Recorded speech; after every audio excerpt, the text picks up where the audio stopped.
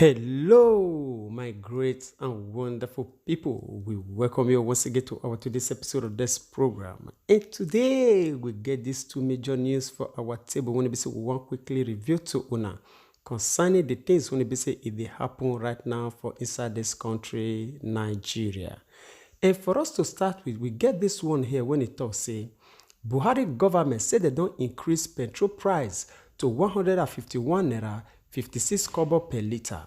And this very one reached our table September 2nd, 2020. And also for the course of the program, we still get another one when it be say it make us bring this very news con. This one they concern the Minister of Aviation for Nigeria. And the topic of this one to say Nigeria Minister of Aviation when it be say in name na Hadis Sarika say he don't build multi-million naira mansion for Katsina with suspected public funds. And this one reached our table September 1st, 2020. Now, all this one will use our eye to cross-check for the process of this program. We will beg una say make una dey patient with us because it get the reason why we combine these two news together so that we will understand better how these people they use us, they work out for inside this country. And as you do so, God Almighty will bless you all in Jesus' mighty name. Amen. All right, now we'll just go straight to the details of this news. And as we put our hand there for inside this matter, the make us understand, say, the Pump Lines and Product Marketing Company, when we say we call PPMC, say they don't announce the additional money when we say they don't put join the pump price of petrol. And still on top of the matter, the make us understand, say, PPMC say na subsidiary or part of the Nigerian National Petroleum Corporation when it be say we still call NNPC. They talk say pump price for petrol say they don't increase them to 151 naira 56 kobo per liter. And as we put our hand deep again, they make us understand say this information so say na something when it be say it there for inside the statement when it be say they signed by D.O. Abalaka for the PPMC. According to the statement, say the new price when it be say they adjust so say it don't already there for market when it be say na in will be the new price when it be say everybody would use to buy fuel. And for us to conclude this matter, they come make us understand say Abalaka it say he want inform everybody say this new product price when it be say they add to this petrol so say it don't already there for our payment platform. And again it talks say to this very moment when it be say me and you they talk so say the price of premium motor spirit when it be say we physical PMS say now 151 naira 56 kobo per liter. All right, my great and wonderful people, this one of the news when it be say we just receive from the federal government of Nigeria where it be say that they inform all of us say the new price for petrol even as me and you they talk so say na 151 naira 56 kobo per liter na it be this one. And before we will leave una make una share una opinion with us on the comment section. Before July, which is about 3 months ago, this same year 2020, this price of this petrol when they talk so na 121 naira. From there they can increase them from the beginning of July to 143 naira. Then Nigeria, they complain. That was the time of this COVID-19 and everywhere they shocked up and everybody, they cry up and down. That one never reached. From that July till now, these people don't increase them from that 143 to 151, just say 152 naira. Just equivalent to 152 naira when it be say these people don't pull this price of oil. Just to make a confirmation of this thing when they talk so watch this little video, we will come back for the conclusion. As we know that during the week, the Petroleum Product Pricing Regulatory Agency, PPPRA, has announced a new price bracket of between 140 naira to 143 naira per litre for premium motor spirit, also known as petrol. Now, of course, it was in a circular dated July 1st, 2020. Now, we would recall that on May 31st, 2020, the agency announced a price band of 121 naira to 123 naira per litre for the product. Now, in reacting to this, in simple words, which means that the price of fuel has increased. Now it's no more 121 naira, it's now 143 naira per litre. That's the simple terms there. Now, the Nigeria Labour Congress has kicked against the new fuel price of 143 naira announced by the Petroleum Products Price Regulatory Agency, saying in its words, this might just be the last straw that would break the camel's back, and they are calling for an immediate reversal of the price. All right, my great and wonderful people, I believe say all of you don't watch that very video. From May this 2020, so about 4 months ago, this same price for this fuel now 121 naira. From May to June, they can increase it to 143 naira. Then from June now to September now, which is the 2nd of September, as me and you they talk now, they can increase it from 143 naira to almost 152 naira. Then, if we want to ask this question, this kind of critical time when it be say every other nation that they do all their possible best to make sure say they remove loads from the neck of their own citizens. They try their possible best to make sure say they help their citizens to be comfortable because of this pandemic when it just passed so. But rather, federal government of Nigeria, they put more loads for the head of the citizen when they take increase this fuel so. And they know say as they increase this fuel so, no how, the price for food, for everything, for market, it will surely go high. Then they not think about that one. Then they think about their own. Then maybe we leave that one aside. First of all, maybe we read this very news when it be say it make us carry this first one come. How the aviation minister of Nigeria, how it take build mansion, see wetin they use money do. When it be say these people, they extract money from the common citizen. When it be say they're supposed to help, they use and they do another thing when it be say it be their own personal choice and benefit. May we read this very news. And as we put our hand there for inside this matter, they come make us understand say Nigerian's Minister of Aviation, when it be say in name na Hadith Iraki, say he don't build multi-million naira mansion for casino with suspected public funds. And this very news reached our table September 1st, 2020. And as we put our hand there for inside this matter, they come make us understand say this building when be say we they talk about so, say they discover am to be say now within few months say now they build this house. And they suspect say now public funds say now that they execute this project when it be say they just do so. And as we go deep again, the contours say Sahara reporter say he gather information when it be say he concern this building when it be say we they talk about so.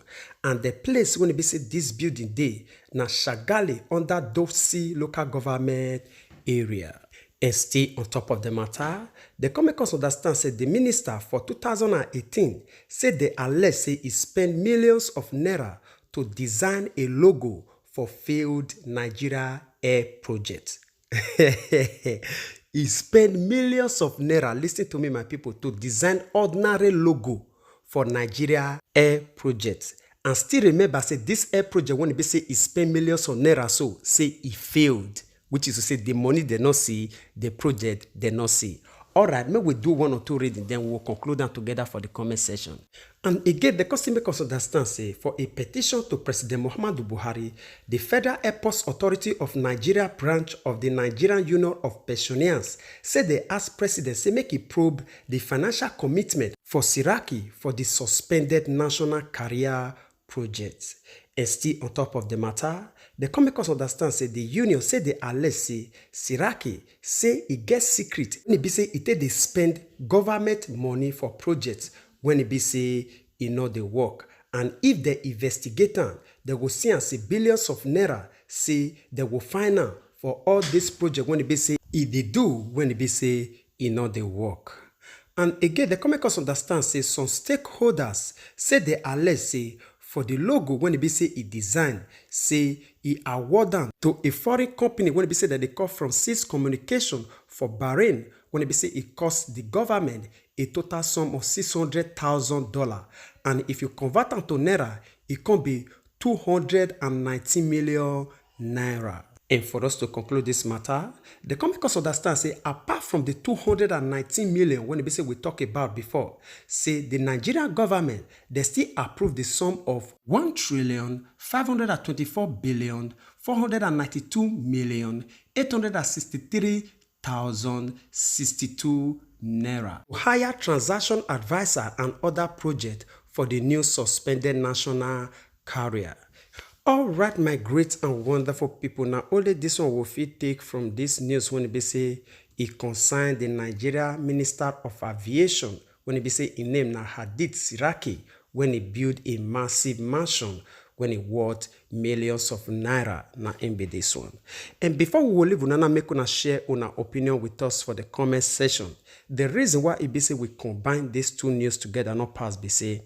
Una see the project when it be say the federal government award to this man and the money when it be say involved. Not be only say the money involved, the project they not see and the money they not see.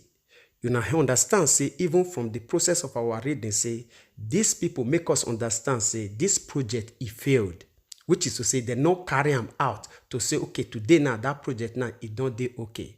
Ordinary logo, see how much they say they take design logo. Ordinary logo for $600,000. If you convert that to naira, it can be 219 million naira when they take design ordinary logo. And that logo, it not even, they not succeed. It fail, na failed project. Now, una the embezzle all this money. This one are one of the millions of them. Oh. This one are just example. I think the other day, Sahara Reporter still make us understand the massive estates when it be say this Attorney General of Federation, Abubakar Malami, gets. Even up till now, he don't carry Sahara Reporter go court when it be say it expose every property when it be say it gets. And this one are one of them. Compared to all of them, the Senate President, the Honorable House of Representative Gbajabiamila, and so many honorable and all those lawmakers when they see with big belly for inside that house. Now so all of them be. Abi you want to talk about the Shehu? Abi they talk about Adesina? Abi they talk about this Nogmat when it be say in name na Lai Mohammed? All of them from head to toe. Then they leave all this one. They go they increase fuel price for the common Nigerians. When we all already understand, say this fuel when they increase, so you know they affect them because majority of them get gas station. When they be say they feel even enter buy fuel, carry fuel, not be say they want buy, carry, come on, do what they want do. And not be only that one safe. Now the federal government, I see they sponsor their own fuel for their monthly allowances. Because say that they relax, that they increase everything when it be say it concern the common Nigerians. Make una see the kind of heart of men when it be say it they govern Nigerian nation. See the reason why it be say it go hard for all of us to work together. You understand me? As you just see the picture of this estate, so when it be say we just they talk about so this mansion when it be say this man get so now it just be this one. Now so all of them. Why they could even discover this one? Because say he doing for Katsina for Nigeria. Thank God for his own life. He's still even doing for Nigeria. Yes, he's still doing for inside the soil.